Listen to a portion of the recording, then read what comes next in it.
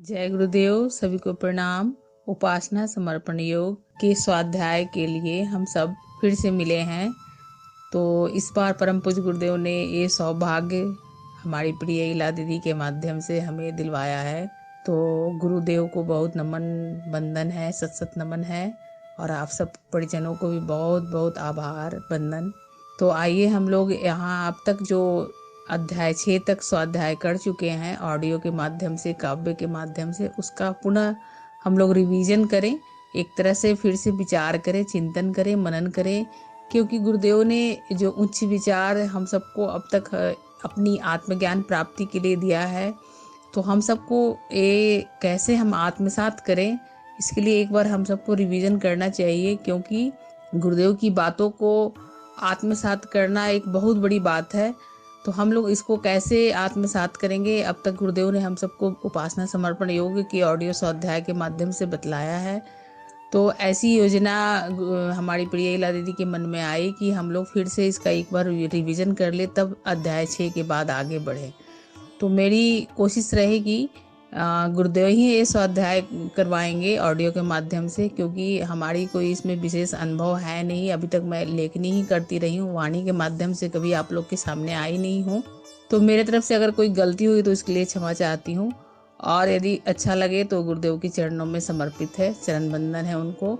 जैसा कि हम सब जानते हैं, गुरुदेव का ये वाङ्मय नंबर 3 उपासना समर्पण योग का तात्पर्य ही है कि हम उपासना और समर्पण से चाहे तो हम अपने ईश्वर को प्राप्त कर सकते हैं, अपनी आत्मा को परमात्मा से मिलन का संयोग कर सकते हैं। आत्मा और परमात्मा के मिलन संयोग के प्रसंग को ही हमारे गुरुदेव ने बहुत ही खूबसूरती से इस वाङ्मय में बतलाया है कि हम कैसे अपनी आत्मा को परमात्मा से मिला सकते हैं और कैसे यह हो सकता है। तो इसके लिए कई तरह के प्रयास उन्होंने बताए हैं। पर अगर देखा जाए तो हम सब उपासना तो हम सभी करते हैं, लेकिन फलित बहुत कुछ ही लोग को हो पाते हैं। ऐसा क्यों? क्योंकि हम कहीं न कहीं कर्म कांड में फंस जाते हैं, बहुत सारे आडंबर में फंस जाते हैं। उपासना की जो मेन वैल्यू है उसमें हम नहीं जा पाते हैं। तो हम सब अपने जीवन को किस प्रकार आमूलचूल परिवर्तन कर सकते हैं, उपासना के तत्व दर्शन क्या है, गुरुदेव ने हम सबको इस वाङ्मय में बतलाया है। तो हम सब देखें तो अध्याय 1 में टॉपिक जो है टोटल 6 है कि उपासना जीवन की अनिवार्य आवश्यकता कैसे है। तो उपासना अनिवार्य और आवश्यक भी, ईश्वर उपासना क्यों आवश्यक, क्यों उपासना हमारी फलवती कैसी हो, फिर ईश्वर उपासना से महान आध्यात्मिक लाभ कैसे हमें मिलेगी, विधिवत उपासना के सुनिश्चित परिणाम क्या होते हैं, और उपासना करें तो कैसे करें, किस तरह करें। अध्याय 1 के अंतर्गत गुरुदेव ने हम सबको बतलाया है। तो आज हम लोग 2 टॉपिक लेते हैं कि उपासना अनिवार्य और आवश्यक भी, और ईश्वर उपासना आवश्यक क्यों। तो यहाँ पर गुरुदेव हम सबको बतलाए हैं, जैसा कि हम सब जानते हैं कि उपासना किसे कहते हैं, उपजोरासन, ये सब हम सब लगभग सब लोग जानते हैं कि उपासना मतलब होता है कि नज़दीक बैठना। तो यहाँ गुरुदेव बतलाते हैं कि हम जितने ही जिस चीज़ की समीप पहुँचते हैं, उन चीज़ों की, उन आदर्शों की, उन व्यक्तित्व की गुणों को हम अपनाने लगते हैं। तो यहाँ अगर देखा जाए तो उपासना के अंतर्गत अगर हम ईश्वर के समीप बैठना चाहते हैं तो स्वाभाविक है कि उनके सद्गुण हमारे, उनके आदर्श हमारे जीवन में उतरते चले जाएंगे। तो यहाँ गुरुदेव ने 2-3 उदाहरण देकर समझाया है कि हिमालय की ठंडी हवाएं उन लोगों को अधिक शीतलता प्रदान करती है जो उस क्षेत्र में रहते हैं।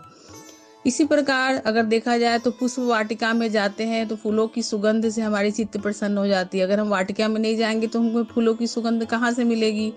फिर आत्मा के परमात्मा के निकट पहुंचने पर कौन सी बात होती है। तो यहाँ गुरुदेव गर्म लोहे और ठंडे लोहे की बात बतलाई है कि गर्म लोहे को अगर ठंडे लोहे के साथ बांध दी जाती है तो वो गर्म लोहा जो है थोड़ी ही देर में ठंडे लोहे को भी गर्म कर देता है, और दोनों का एक समान तापमान हो जाता है। इसके आगे फिर गुरुदेव आत्मा और परमात्मा मिलन के उदाहरण देने के लिए बताए हैं गुरुदेव कि जब 2 तालाब अलग अलग होते हैं, लेकिन उन दोनों तालाब के बीच में एक नाले खोद दिए जाते हैं तो वो दोनों के मिलन हो जाते हैं, आप उनके जलस्तर जो होते हैं एक बराबर हो जाते हैं।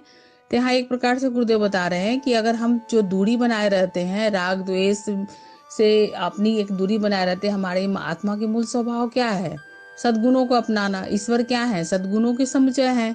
लेकिन हम कहीं ना कहीं इतने भौतिक जगत में उलझ गए हैं कि अपनी मूल स्वरूप को ही नहीं पहचान पा रहे हैं। तो इसके कारण क्या हो रहा है, हम कर्म कांड तो करते हैं, उपासना भी करने का करते हैं, लेकिन एक तरह से वो ढोंग ही साबित होती है, क्योंकि हम अपनी आंतरिक सफाई नहीं कर पाते हैं। तो यहाँ गुरुदेव ने हम सबको ये भी बतलाया कि उपासना अनिवार्य तो है ही, जीवन में आवश्यक भी है, लेकिन इसके लिए हम कौन कौन सा माध्यम अपनाएंगे? जप और ध्यान करेंगे। जप यदि हम करते हैं और हमारी ध्यान कहीं और रहता है, ध्यान क्या है? ध्यान उन तात्विक दृश्यों से, या जो तात्विक परम सत्ता है उनकी तत्व दर्शन उनका करना, उनकी आदर्शों को जीवन में अपनाना, उनकी विचारों के प्रति गहराई से सोचना। और जप के माध्यम से जब हम ध्यान में अपने इष्ट के साथ एक तरह से अपनी इष्ट के प्रति श्रद्धा आरोपित करते हैं, जितना ही उनके प्रति उनके आदर्शों को अपनाते चले जाते हैं, तो उतना ही हमारी ध्यान जो है, ध्यान में गहराई आते चली जाती है। आपने ये सुना भी होगा कि सरदेव डॉक्टर साहब ने भी कहा है कि हम जप कितना करते हैं वो उतना महत्वपूर्ण नहीं है, लेकिन हम जप कितनी गहराई से करते हैं वो ज्यादा महत्वपूर्ण है। तो यहाँ गुरुदेव बतला रहे हैं कि पूजा पाठ अलग बात है, लेकिन उपासना अलग है। उपासना कैसे अलग है कि अगर हम उपासना के लिए सिर्फ पूजा पाठ और कर्मकांड की चिन्ह पूजा करते हैं तो हमारी उपासना का उद्देश्य पूरा नहीं हो सकता। उपासना के अर्थ ही है कि ईश्वर के आदर्शों को अपनाना। ईश्वर क्या है, देवता क्या है, वो देना जानते हैं। तो हम कहीं नहीं कहीं देखा जाए तो आज के एक कलयुगी जो वातावरण बने, हमारे विचारों के कारण ही बने हुए। हम कहीं न कहीं एक संकीर्ण जीवन को जी रहे हैं, बस अपना सब कुछ हो, अपने अहंकार में जी रहे हैं, अपने हमें ही सब कुछ प्राप्त हो, अगला को कुछ नहीं प्राप्त हो, हम ही सुखी रहे। तो कहीं ना कहीं एक दायरा जो हम बना लिए हैं। तो यहाँ गुरुदेव वही बोल रहे हैं, तो फिर हम इतनी भारी बोझ लिए हुए रहे, मन में चित्त में इतनी भारी बोझ रहेगी, तो कैसे हम आत्मा को परमात्मा से मिला सकते हैं? तो अपनी आत्मा को परमात्मा की गोद में कैसे बैठा सकते हैं? जब हम उनकी अनुकंपा को कैसे प्राप्त करें? जब हम हमारे अंदर भी प्रभु की तरह एक सहज करुणा होगी, सहज योग होगी, व्यवहार हमारे होंगे, हमारे अंदर वैसे गुण होंगे, सद्व्यवहार होंगे। तो एक तरह से हमारे अंदर जितनी सदाशयता आती चली जाएगी, उतना ही हम निर्भय और निश्चिंत होते चले जाएंगे। क्योंकि हम जब किसी का कुछ छीनेंगे नहीं तो हमें फिर डर किस बात की होगी? तो हम अपने एक तरह से हम किसी को देने का भाव रखते हैं, तो हमें जो प्राप्त होती है, वो जो आनंद की प्राप्ति होती है जो निस्वार्थ भाव में, यही एक तरह से गुरुदेव बता रहे हैं कि हम उपासना करते हैं तो सच्चे आस्तिक का यही पहचान है। यदि हम सही राह पर चल रहे हैं, कोई कठिनाइयां आती है, कोई प्रतिकूल परिस्थितियां आती हैं, तो एक सच्चे आस्तिक की पहचान यहाँ गुरुदेव बोल रहे हैं कि प्रिय परमेश्वर पर सच्ची आस्था उसी की हो सकती है जो सच्चे आस्तिक होते हैं। और सच्चे आस्तिक कौन होते हैं? जो अनुकूलताओं की तरह ही प्रतिकूलताओं को भी खुले हृदय से स्वागत करते हैं। तो यहाँ गुरुदेव इस टॉपिक में बतला रहे हैं कि किसी व्यक्ति की उपासना सच्ची है या झूठी है, उसकी एक ही परीक्षा है कि साधक की अंतरात्मा में संतोष, प्रफुल्लता, आशा, विश्वास और सद्भावना के कितनी मात्रा में अवतरण हुआ। यदि ये गुण नहीं आए और हीन वृत्तियां घेरे हुए हैं, तो समझना चाहिए कि व्यक्ति पूजा पाठ चाहे कितना ही क्यों ना करता हो, उपासना से अभी वह दूर है। इसी तरह गुरुदेव आगे फिर हम सबको बतलाते हैं कि अपनी कठिनाइयों को हल करने मात्र के लिए, अपनी सुविधाएं बनाने की लालसा मात्र से जो प्रार्थना करते हुए उपासना के तत्व ज्ञान से अभी बहुत पीछे है। उन्हें उन बालकों में गिना जाना चाहिए जो प्रसाद के लालच में मंदिर जाया करते हैं। तो ऐसे बच्चे को कहाँ से आनंद आएंगे? वो तो उसकी तो ध्यान हमेशा उस प्रसाद पे लगी हुई है कि मुझे बस जल्द से जल्द आए हैं, हमें प्रसाद मिल जाना चाहिए। तो ऐसे फिर उनकी भक्ति रस कहाँ से आएगी? वो निमग्न कहाँ से हो पाएगा? तो ऐसे लोगों को गुरुदेव यहाँ बोल रहे हैं एक तरह से कि वो झूठे उपासकों में उनकी गिनती की जाएगी। सच्चे उपासक कौन है? तो बस वही गुरुदेव बताएं कि जिनके अंदर जितनी हर स्थिति में अपनी श्रद्धा आरोपित करने की एक अंदर से बेचैनी रहेगी कि नहीं, उनकी श्रद्धा हर हाल में कम नहीं होती है अपनी इष्ट के प्रति। अपनी परमात्मा पर जो विश्वास करने वाले हैं, उनका भविष्य जो है हमेशा सदा उनका उज्जवल और प्रकाशमान दिखाएगा। क्योंकि उपासना का दूसरा प्रतिफल ही है श्रेष्ठताओं की वृद्धि।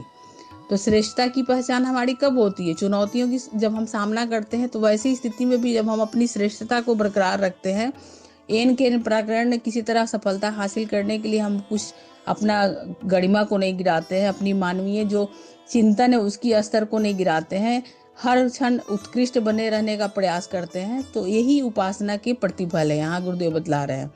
आगे फिर गुरुदेव बतला रहे हैं कि ईश्वर क्या है। ईश्वर तो एक तरह से देखा जाए तो उनमें आत्मीयता, करुणा, प्रेम की प्रवाह प्रवाहित होते रहती है।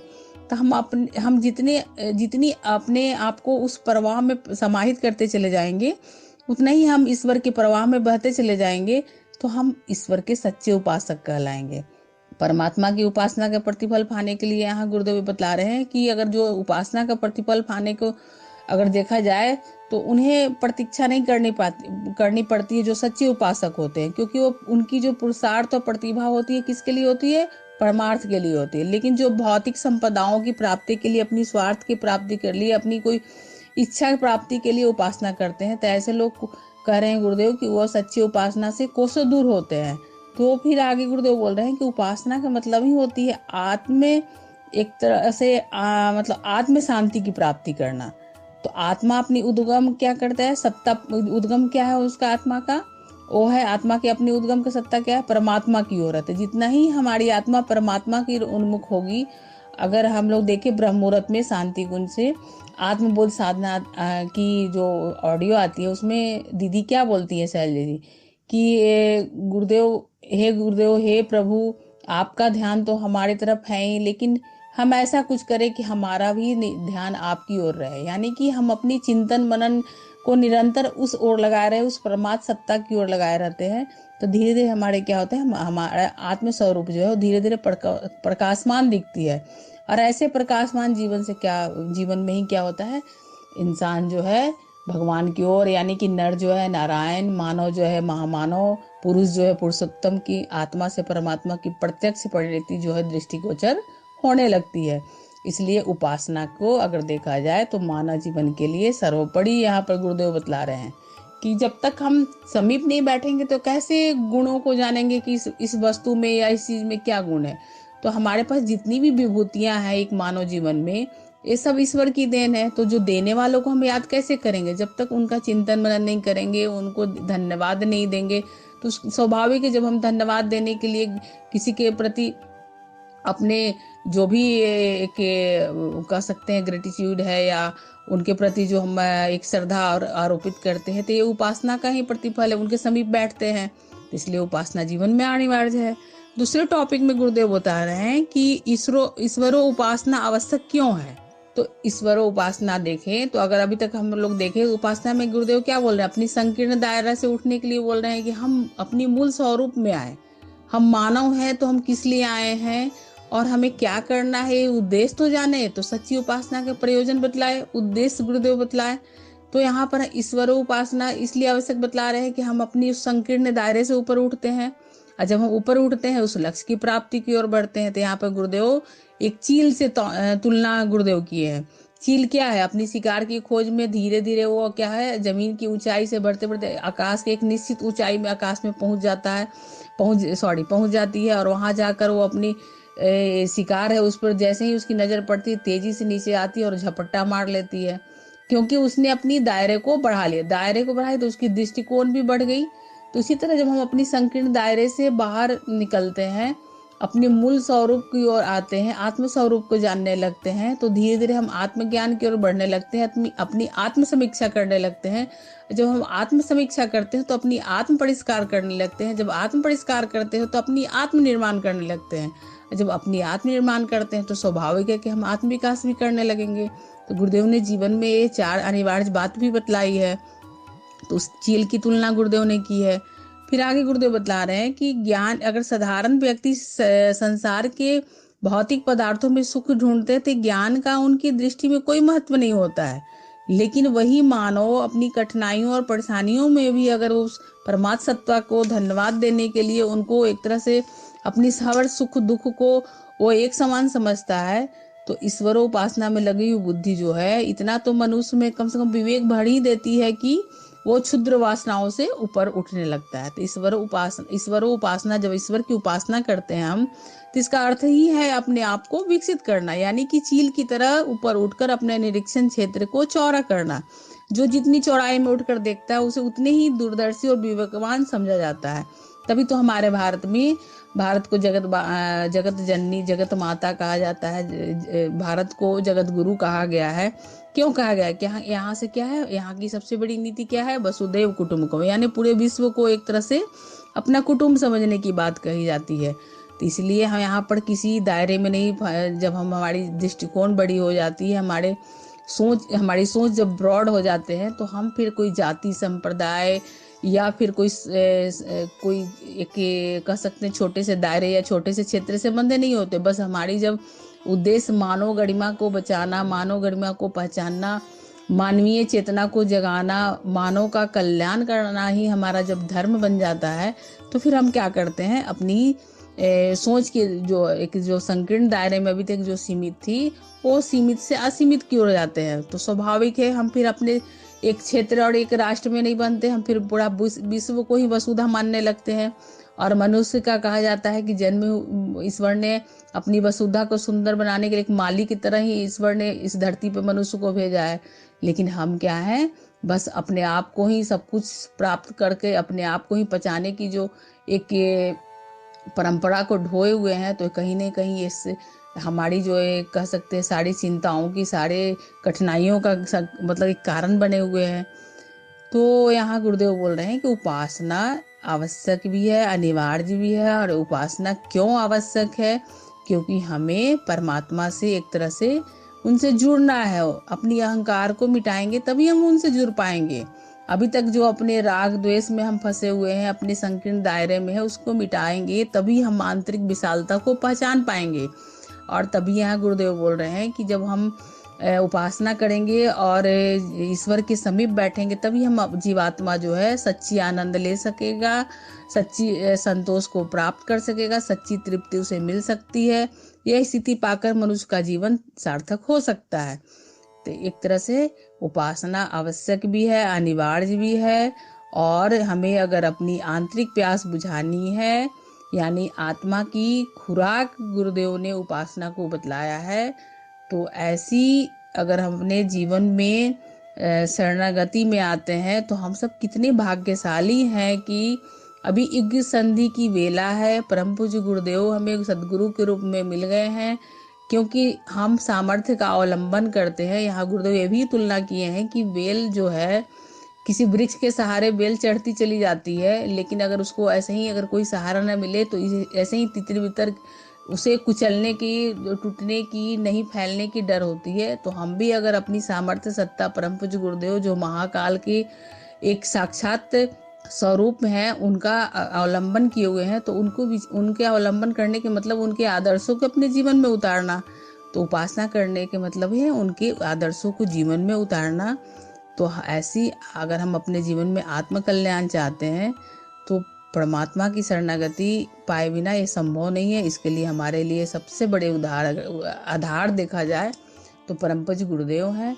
तो आज तक इतना ही रहने देते हैं। हम लोग कोशिश करें कि इस ऑडियो के माध्यम से परम पूज्य गुरुदेव ने जो बतलाया है और हमें जो सिखलाया है, उसे जीवन में उतारें, उसे आत्मसात करें, चिंतन मनन करें।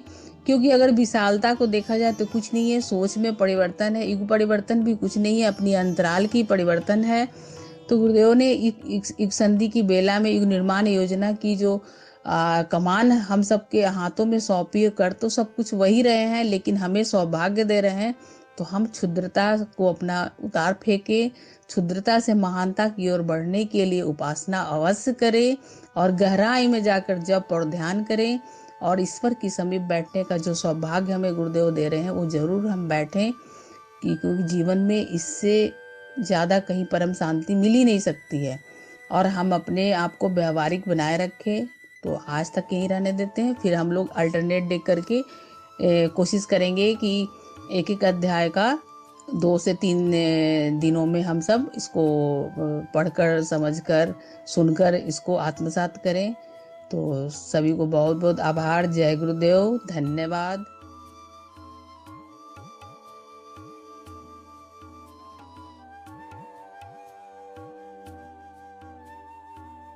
हमारे YouTube चैनल को सब्सक्राइब करें और बेल आइकन को दबाकर ऑल पर क्लिक करें ताकि नोटिफिकेशंस आपको मिलती रहें।